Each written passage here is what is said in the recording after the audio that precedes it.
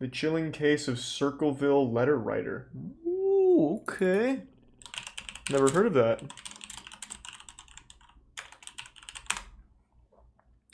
The chilling case of the Circleville Letter Writer. So he just wrote letters? Alright, I'll get to the bottom of this. There's no, like, bodies in here, is there? Terrifying prospects of a mystery is an unknown perpetrator pulling the strings, dedicating time and effort in order Thanks to some torment extreme others over long stretches of hymsics. time. While it takes many people to make a community great, it only takes one to blanket it all in fear and leave people wondering behind locked doors and closed curtains if they'll be next.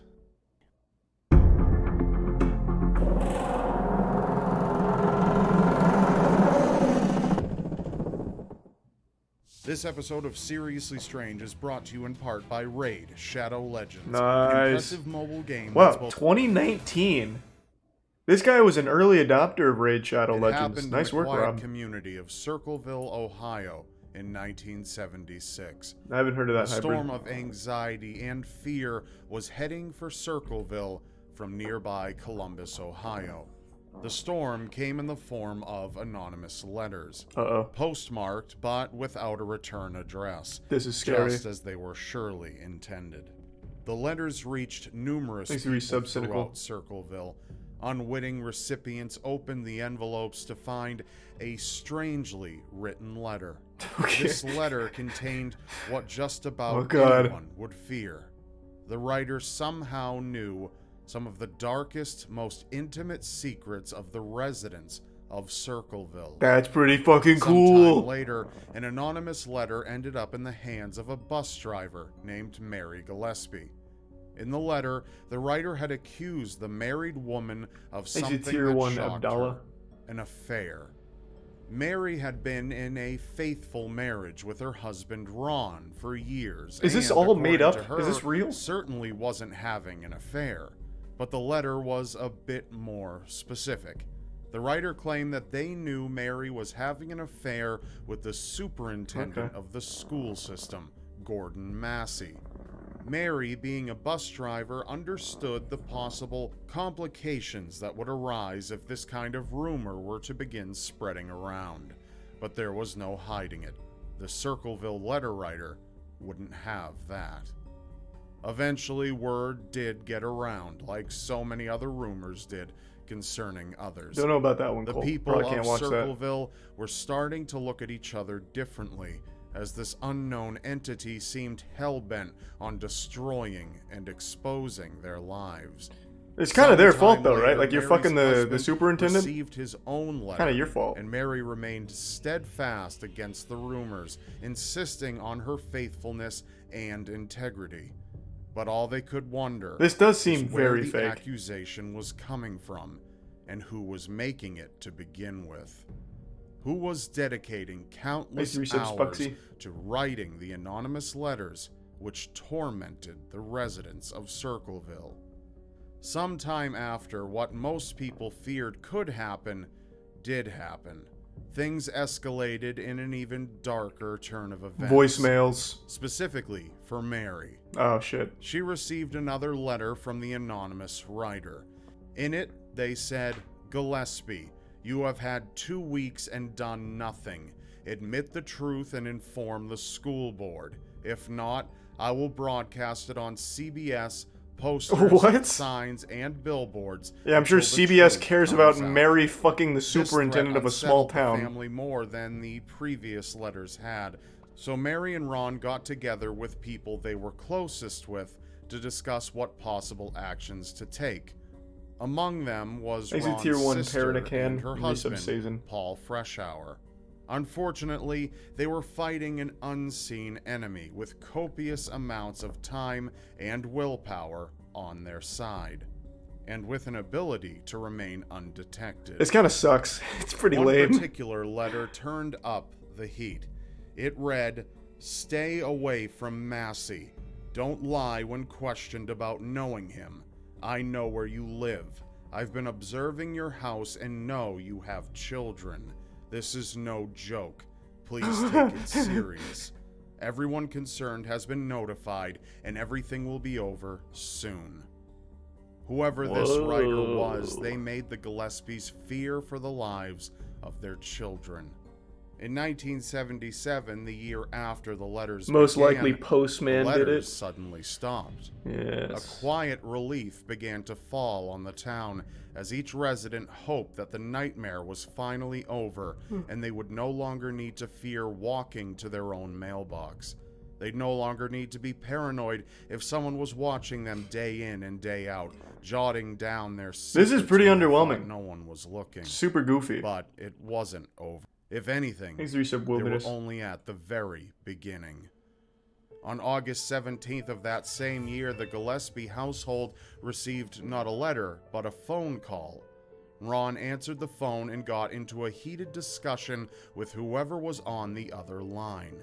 It was so heated that Ron, after a short time, slammed down the phone, grabbed his handgun, and ran out to his car without saying a single Holy word shit, to Ron. Mary.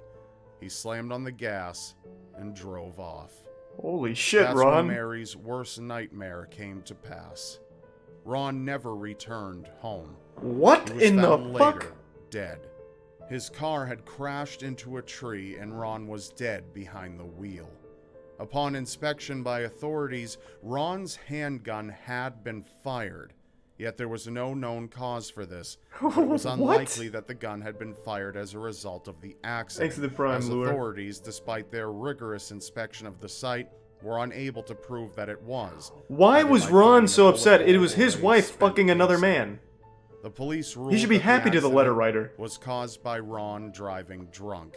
Those who knew him said he never even drank heavily. Shortly after that, the letters made a return, and the sheriff was one of the people targeted. His letter accused him of conducting a cover-up based on Ron Gillespie's accident. That drunk driving wasn't the actual cause at all. Thanks to Resubgenix, Sinister, Why and the the Prime Quentin. Circleville letter writer was angry about this was The unknown, Resub Big Bat. considering that it's been speculated that Ron was driving to find them.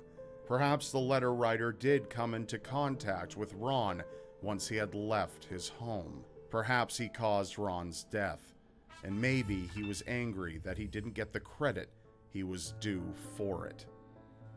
What do you mean? All Why would this he get aside, credit? He hit a once fucking tree. more, the town of Circleville He didn't put the tree felt there. the same sense of dread and fear that plagued their everyday lives. The letters were back in full force, and the culprit Hey, thanks was for no 5 gift subs, closer Lambs to Gooch. being Thank you, man. caught.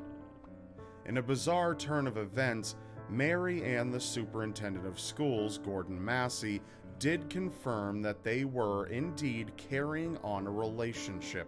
However, they both insisted that the relationship only began after they had received letters. They connected due to the allegations and ended up becoming closer as a result, in some strange form of a self-fulfilling prophecy. That aside, the letters continued to flow. It went on like that for 7 years. The letters just continuing to come, with authorities having no way of finding out who was sending them. Mary and Gordon Massey continued to receive especially threatening letters. Then one day, while Mary was driving back along her bus route after dropping off her passengers, she was mortified to discover that the street was lined with signs, each one directed at Mary and carrying the same threatening. This does not seem like a real tone. story. Hold on, I just gotta look it up. This really seems super fucking fake.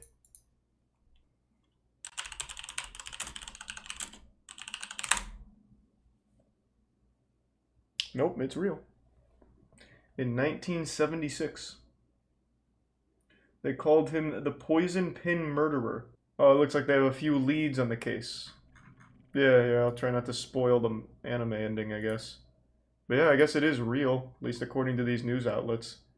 Thanks, Teresa Badger and Liam, and the Bits Batman. Shockingly, no one saw who put the signs up. And the It was as if they were dealing with a ghost. But Mary had had enough. She got out of the bus and stormed up to the first sign, which was stuck on a fence post. She took the sign down without realizing just how much danger she was in by doing so. Her surprising calmness when removing the Why sign was she in danger? saved her life, as the sign had been rigged as a trap. What? It was connected to a small box. Inside the box was a pistol aimed right at Mary's face, with wire connected to the trigger. Who is this? The Jigsaw? handgun trap was designed so that if someone aggressively ripped down the sign, it would have gone off. Mary gathered everything up carefully, put it all on the bus, and drove home to Thanks to contact Resub the Pepper and police. Snake. The police arrived Thanks, and Ray. disabled Thanks for the the Prime trap J&J. before confiscating the handgun. When they inspected it closer, they noticed that the serial number on the weapon was partially scratched off, but not entirely. It was enough to trace the handgun back to a man that Mary knew personally, Paul Freshower, her former brother-in-law.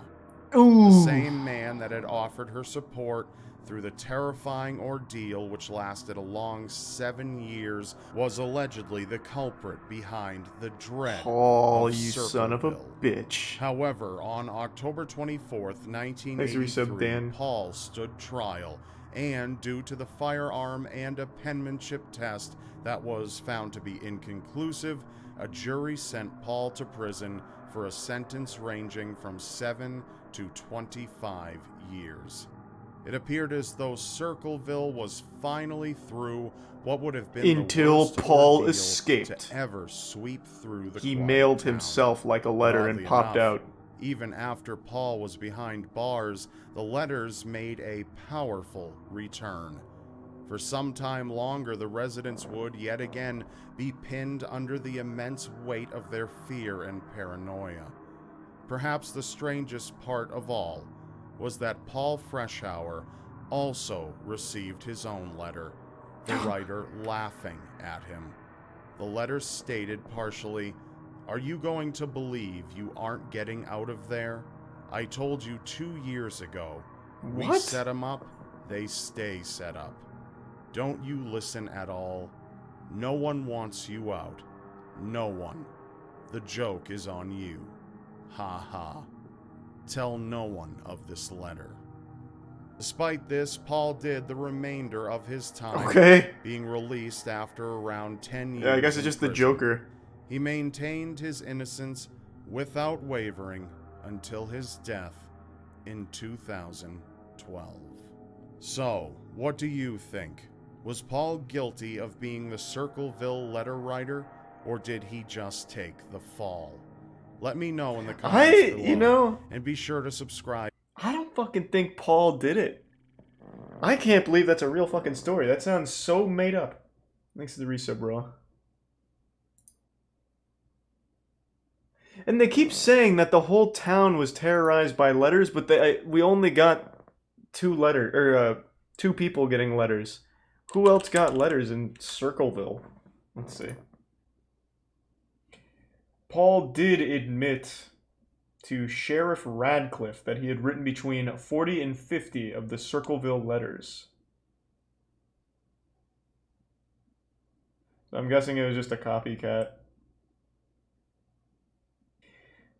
Recent information uncovered by Martin Yant has suggested that there were at least 3 letter writers in the case, none of whom were Paul.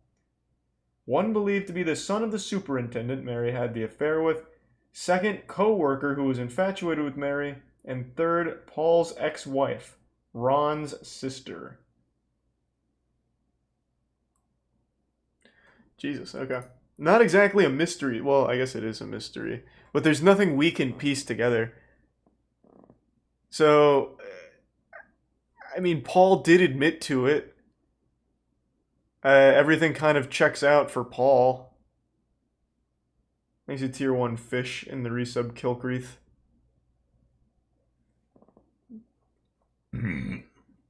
Though, to be fair, Mary immediately going to the superintendent after Ron's death is kind of suspicious. Though I don't think she was writing the letters herself. I also really don't know why Ron went to kill the man who wrote the letter that was informing him that his wife was cheating. He should have been shaking the letter writer's hand instead of fucking going to blast him. bye.